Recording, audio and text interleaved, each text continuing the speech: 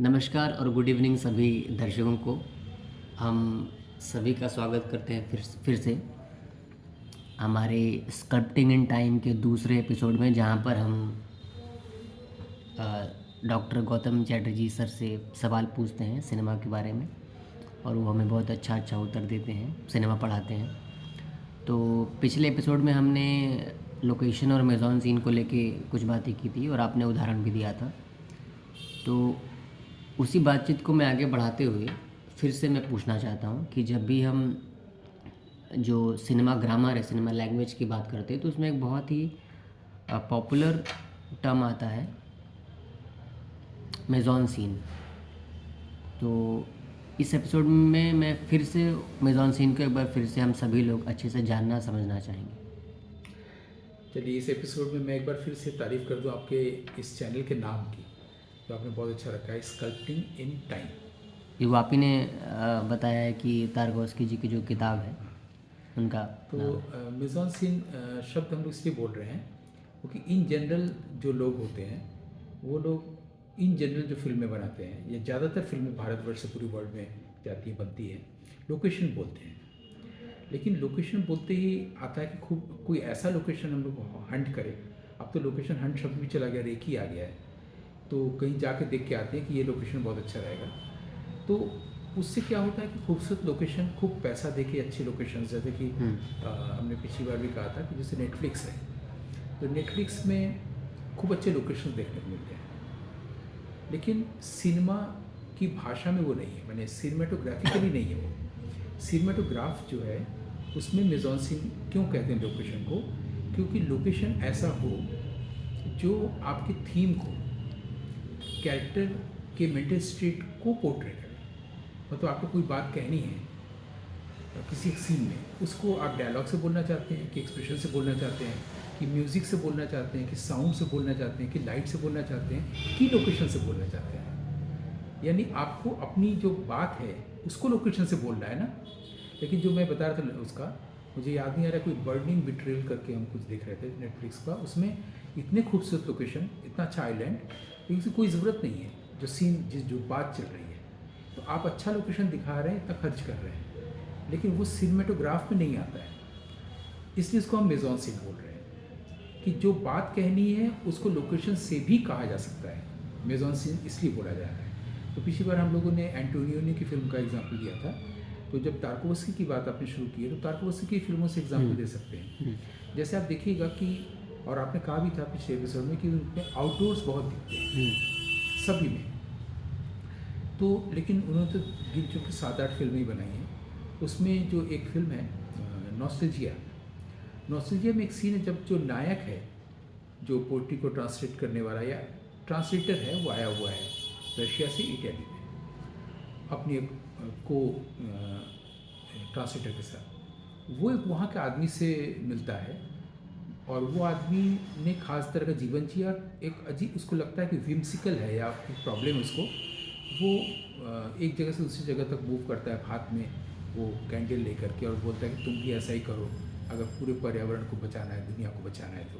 तो जब नायक की उस आदमी से बात हो रही है, जो एक तरह से कहा जाए सहनायक है और बहुत अच्छे एक्टर थे, अर्लैंड जोसेफसन, बर्गमैन की टीम के, उनमें जब दोनों में बात हो रही है, तो वो आउटडोर नहीं है और इंडोर भी नहीं देखा जाता। इस तरह का इंडोर है कि उसमें आकाश वगैरह, बारिश और बूंदें भी गिर रही है, वो भी अच्छा लोकेशन है।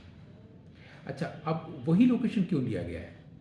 वो भी फिर से एक बहुत बड़ा आउटडोर ले सकते थे, है ना।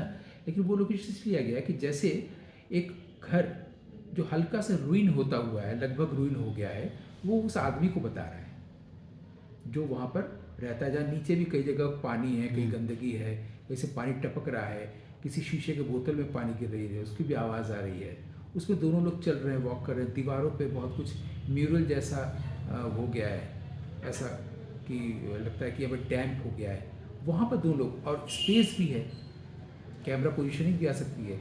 लेकिन वो आदमी अपने जीवन में कैसा हो गया, इस बात को पूरा लोकेशन बता दे रहा है, जो आदमी इसको बता रहा है नायक को। अब वो जो आदमी वैसा हो गया है, उसको बताने के लिए उसका मेकअप की ज़रूरत नहीं रही, डायलॉग की ज़रूरत नहीं रही, विशेष लाइट की ज़रूरत नहीं रही, या उसके बारे में कुछ नरेट करने की ज़रूरत नहीं रही। लोकेशन ने बता दिया कि उस वो आदमी भी रूइन होता हुआ है। हम्म, कितनी अच्छी बात है। तो ये सिखा सकता है।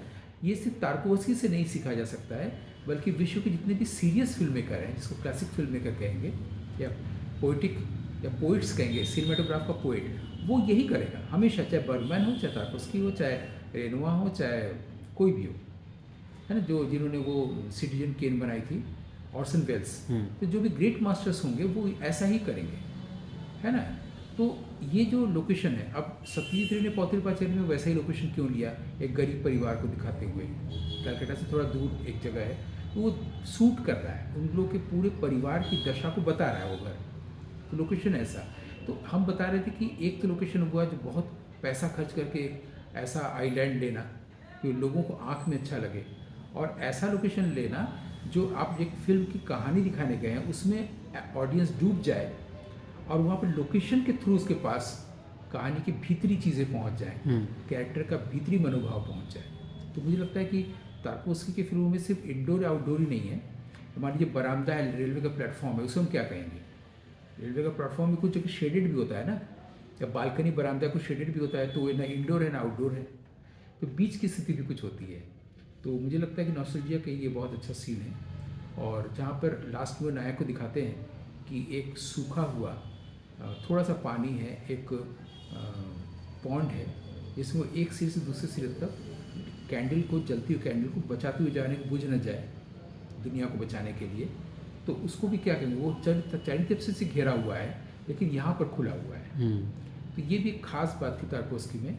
मेजॉन सीन लेने के लिए वो इटाली में गए और बहुत अच्छी अच्छी जगह से वो ले सकते थे जगहों को, लेकिन उन्होंने ऐसा नहीं किया। तो एक नए तरह का मेजॉन सीन उन्होंने क्रिएट किया। बार बार इस बात को ध्यान रखना है हम लोगों को कि हमको कहानी को और जो वहाँ का जो स्पेक्टिकल है, जो कैरेक्टर और उस जगह के रिलेशनशिप को, और वो अब तक कैसा जीवन जीता हुआ आया है वो कैरेक्टर, और आज उसकी क्या दशा है, ये बात पोर्ट्रे हो रहा है लोकेशन से। वो अपनी बातों में कहते भी हैं उसी किताब में कि वो हमेशा कोशिश करते थे कि जो एक मैन का इंटीरियर होता है उसको कैप्चर करने के लिए। बिल्कुल। तो ये कितनी अच्छी भाषा में बात हाँ, कही तो गई है। बहुत वो जो इंटीरियर शब्द उन्होंने जिस जगह पे यूज़ किया है सेंटेंस में, वो बहुत ही प्रॉपर कन्वे हो जा रहा है क्या कहना चाह रहे हैं। उनसे पहले के लोग इसको माइक्रो क्लाइमेट कहते थे, लेकिन अगर आपको इंटीरियर एक्सटीरियर की भाषा में बात करना है तो आदमी के भीतर का इंटीरियर तो मेन है जी।